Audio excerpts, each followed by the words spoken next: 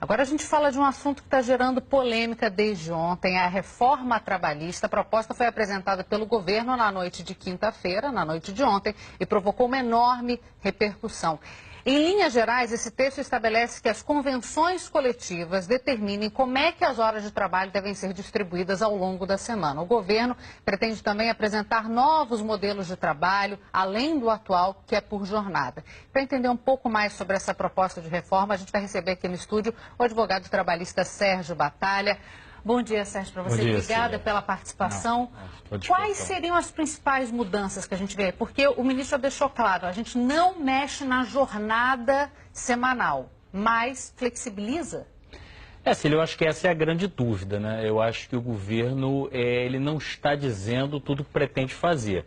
Eu acho que por uma questão política, certamente, porque as medidas são polêmicas, o governo não abre efetivamente detalhes da medida. O que se disse genericamente, eu achei sinceramente pouco, não foi informativo. Poderia haver a ultrapassagem até 12 horas num dia. Hoje em dia a CLT limita 2 horas com pagamento de horas extras. Na prática, já havia eventualmente a possibilidade do trabalho em 12 horas, em circunstâncias excepcionais, com pagamento de horas extras. Eu não vejo nisso uma grande mudança. Essa possibilidade da compensação de jornada dentro da semana também já há previsão de banco de horas. Então, me parece que o ministro não está dizendo tudo o que ele quer. Porque o que acontece? Há um clamor de uma parte do empresariado, vamos ser objetivos, para redução do direito trabalhista mesmo. Quer dizer, o que se quer efetivamente é cortar custo da mão de obra. É isso que uma parte do empresariado trabalhista, e é o que parece, uma parte do governo pretende. Só que pelo problema político que isso cria, não se diz claramente o que se quer. Então, se anuncia, vamos dizer assim, meias medidas ou intenções genéricas. Essa questão da livre negociação também é uma questão que ela existe, mas o que está se dizendo agora é que essa livre negociação vai poder suprimir alguns direitos previstos em lei. Sérgio, oi, queria te fazer uma pergunta também, porque os argumentos de quem defende uma mudança nas regras trabalhistas é que se elas forem menos exigentes, mais gente vai conseguir emprego. Na sua avaliação é isso mesmo? A flexibilização das regras pode diminuir de uma forma significativa o desemprego? Não, eu creio que não há nenhuma relação, porque o que cria emprego é produção econômica. Você não vai contratar um empregado a mais no seu negócio só porque está um pouco mais barato. Normalmente, esse pequeno ganho marginal de mão de obra, ele vai para o lucro do empresário. Mas não há necessariamente uma criação de postos de trabalho. Nunca se viu essa relação em lugar algum. Me parece o interesse do empresariado é um aumento basicamente no lucro, né? Num momento difícil, o sujeito quer aumentar o lucro dele. O governo não quer ceder a carga tributária, então onde está se pensando em tirar? Basicamente se tira do trabalhador. Eu acho que a ideia se você jogar aberto, a ideia é essa.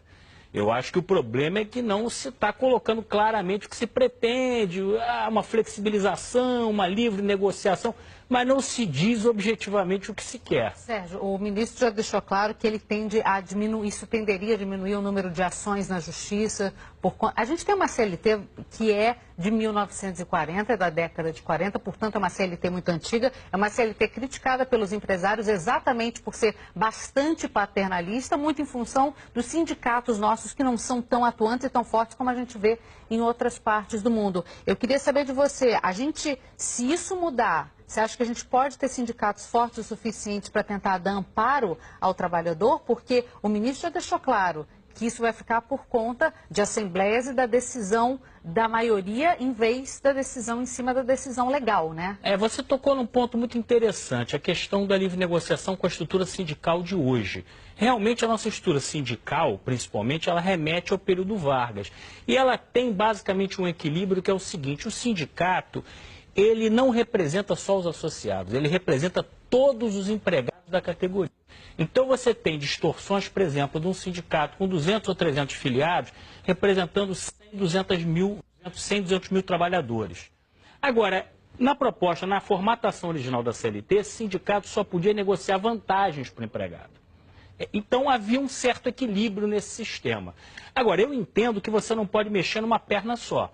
Se você mantém esse sistema de representatividade de quem não é associado e permite que ele negocie qualquer direito, inclusive direito previsto em lei, eu acho que isso vai criar um desequilíbrio absurdo.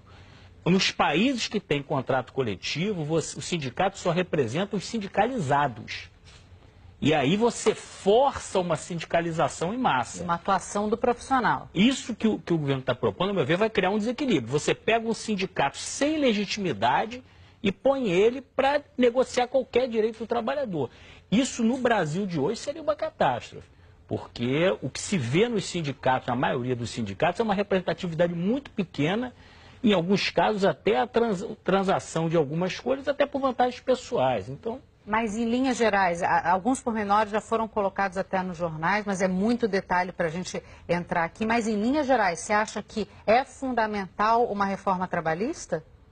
Olha, eu não acho fundamental e vou te explicar por quê. Na verdade, a CLT, ela é, de fato, da década de 40, ela sofreu várias mudanças, não resta bastante coisa da época original, mas muita coisa já foi modificada. E eu acho que qualquer reforma, ela tem que partir basicamente de um consenso social do que vai ser mudado. Eu acho que esse consenso não existe. Eu acho que é um clamor de determinados setores do empresariado que não é acompanhado pelos trabalhadores. Então, você fazer uma reforma atendendo só um setor do empresariado, eu acho que você vai criar uma crise social no país. Então, eu acho que você poderia modificar a legislação brasileira. Na verdade, ela é alinhada com a maioria dos países latino-americanos, com algumas diferenças. Tem também correspondência com legislação de vários países europeus. Não é uma legislação extravagante. Ela, na época que foi criada, ela vinha alinhada basicamente com uma legislação social na América Latina e em vários países da Europa. Então, há possibilidade de modernização em alguns aspectos, com certeza. Agora, eu acho que ela tem que partir de um verdadeiro pacto social, não de uma imposição unilateral. Vamos ver como é que isso caminha, Sérgio. Eu agradeço muito a sua participação aqui com a gente. Sérgio Batalha, especialista em Direito do Trabalhador, muito obrigada pela participação. Não, é sempre um prazer.